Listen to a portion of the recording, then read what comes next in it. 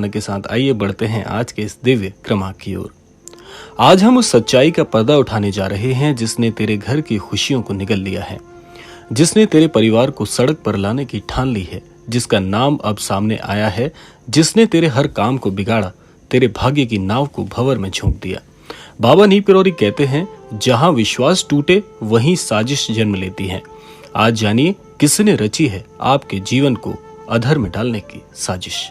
इसीलिए अगर आप तक भी आज का ये क्रमांक पहुंचा है तो ये क्रमांक बहुत ही लाभकारी सिद्ध होने वाला है, क्योंकि आज हम बात करने वाले हैं ऐसे व्यक्ति की जो आपके जीवन को पूरी तरह से छलने की आड़ में बैठा हुआ है।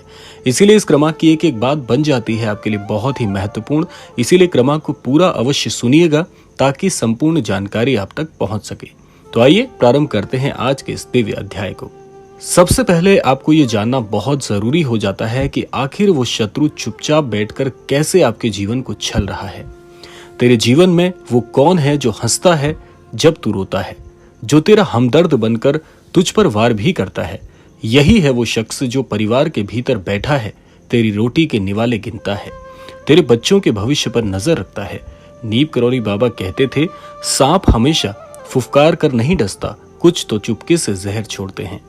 इसने तेरे हर अच्छे काम को नजर लगाई है, कभी सलाह के नाम पर धोखा दिया है, कभी मदद के नाम पर दलदल में झोंका है। तू समझता रहा इसे दोस्त, जबकि ये तेरा सबसे बड़ा शत्रु निकला। आइए जानते हैं इस चालबाज की पहचान कैसे करें। तू हमेशा सोचता है, मेरे घर में ये कलह क्यों होती है, रोज क्यों लड़ाइयां हो रही हैं, क्यों नहीं बनते मेरे काम। तो सुन ले, ये वही इंसान है जो अपनों को भड़काता है, तेरे घर में सभी सदस्यों के कान भरता है, सबको ये एहसास कराता है कि तू तो तुच्छ है, तेरा जीवन तो यूं ही व्यर्थ है, तू अपने जीवन में कुछ भी नहीं कर सकता। तेरे हर निर्णयों के ऊपर मजाक करता है, तेरे माता पिता से तुझे दूर करने की साजिश रचता है। आइए जानते हैं इसे पहचानने के संकेत भला क्या है। सबसे पहला संकेत सुन लेना, तेरे हर राज को दूसरों तक पहुंचाने का काम ये बड़ी ही कुशलता से कर रहा है। तेरे पीछे तेरी निंदा करता है, मदद से पहले सवाल करता है और काम बिगड़ते ही मुस्कुराता है, जैसे तेरे हर काम को इसकी नजर लग गई हो। जो भी कदम तू अपने जीवन में आगे बढ़ने के लिए उठाता है, ये हमेशा तुझे छलता है।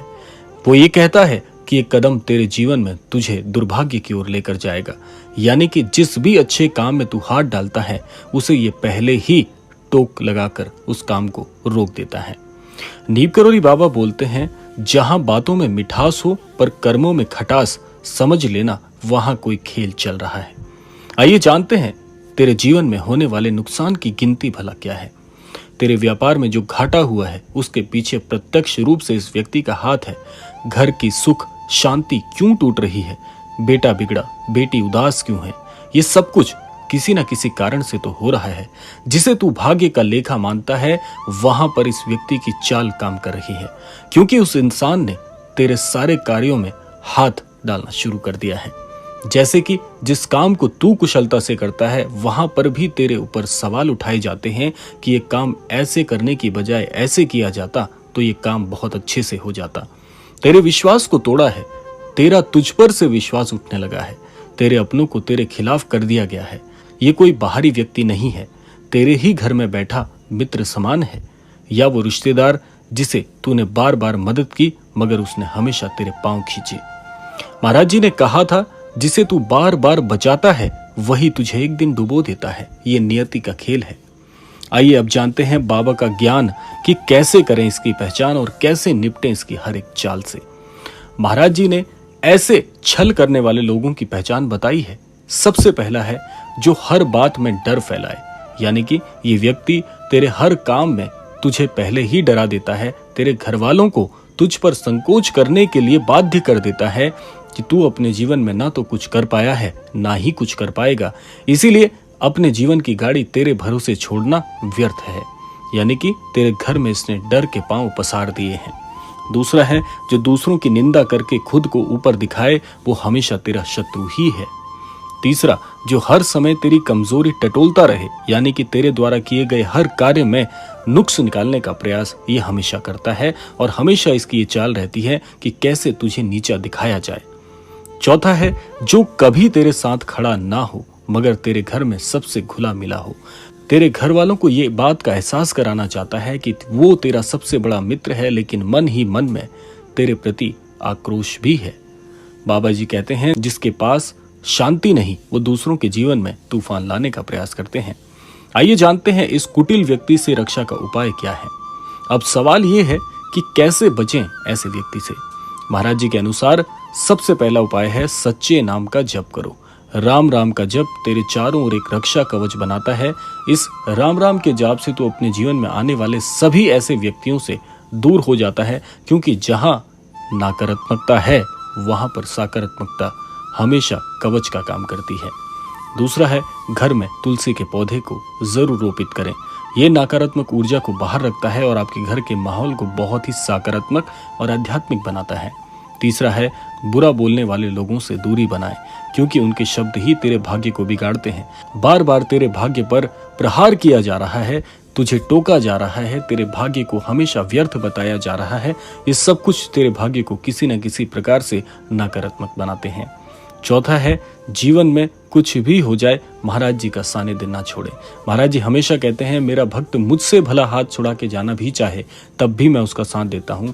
इसीलिए महाराज जी का सानिध्य हमेशा हमेशा अपने पास रखें, महाराज जी से जुड़े रहें, महाराज जी की शिक्षाओं का अनुसरण करें। ऐसे जीवन में आने वाले उतार चढ़ावों से महाराज जी की रक्षा हमेशा तेरे साथ होती है। महाराज जी कहते हैं, राम नाम में वो शक्ति है जो किसी की भी और किसी भी साजिश को विफल कर देती है। आइए जानते हैं ये जो नाम है कैसे तेरे जीवन से जुड़ा और कैसे तेरे जीवन को व्यर्थ बना रहा है। अब समय आ गया है उस नाम का पर्दाफाश करने का जिसने तुझे गिराने की कसम खाई थी। याद रखना, तेरे जीवन में जो सबसे ज्यादा तेरे दुखों की वजह है वो यही है जिसने तेरे परिवार को सड़क पर लाने की योजना बनाई थी। आज तेरा अंतर्मन जरूर बोलेगा, हाँ अब मैं समझ गया कि वो कौन है। तेरा अनुभव ही तेरा प्रमाण है। आंखें मूंद के एक बार ऐसे चेहरे को खोजने का प्रयास कर और ये बात तय है, ये क्रमांक तुझ तक आते ही ये बात तय हो गई थी कि उस व्यक्ति का नाम और स्वरूप तुझे अंतर मन से ही पता चल जाएगा। एक बार आंखें मूंद के इस व्यक्ति के चेहरे को खोजने का प्रयास करना, तुझे उसका चेहरा बिल्कुल स्पष्ट दिखाई देने लगेगा और तू समझ जाएगा कि ये कोई और नहीं, ये तो मेरे परिवार का ही सदस्य है जो हमेशा तेरे साथ होते हुए भी तेरे जीवन में विफलता के आने का इंतजार कर रहा है। अब समय है पलटवार का। अब तू जाग चुका है, अब तू समझ चुका है कि ये व्यक्ति कौन है। उस पर दया नहीं बल्कि दूरी रखनी है। बाबा जी कहते हैं, जहां सज्जनता व्यर्थ हो जाए वहां सजगता जरूरी है। अब तू हर काम से पहले राम का नाम ले, माता पिता की सेवा करो और सच्चे संतों की संगत में रहना। तेरा भाग्य फिर से उठेगा। जो तुझे गिराने आए थे अब वही तेरी उन्नति देख के चलेंगे। तेरे घर में जो दुख थे उनकी जड़ अब सामने आ चुकी है। अब तू पीछे मुड़कर नहीं देखना। अब तुझे अपने परिवार को सड़क से सिंहासन तक ले जाना है। बाबा नीम करौरी का आशीर्वाद हमेशा तेरे साथ है।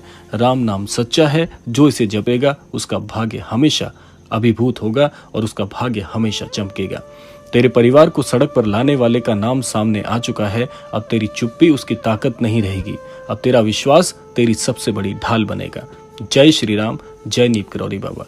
आशा करते हैं ये क्रमांक आप सबके लिए फलीभूत हो। इसी कामना के साथ समय आता है विदा लेने का, और विदा लेने से पूर्व समय है रोजाना की प्रार्थना का। यही प्रार्थना करना चाहूंगा कि श्री महाराज जी सभी को सन्मति और सद्बुद्धि की प्राप्ति कराएं और इस संपूर्ण सृष्टि का, इस संपूर्ण लोक का कल्याण हो। इसी कामना के साथ विदा लेते हैं। मिलते हैं अगले क्रमांक में। तब तक के लिए जय श्री राम, जय गुरुदेव, जय उत्तराखंड।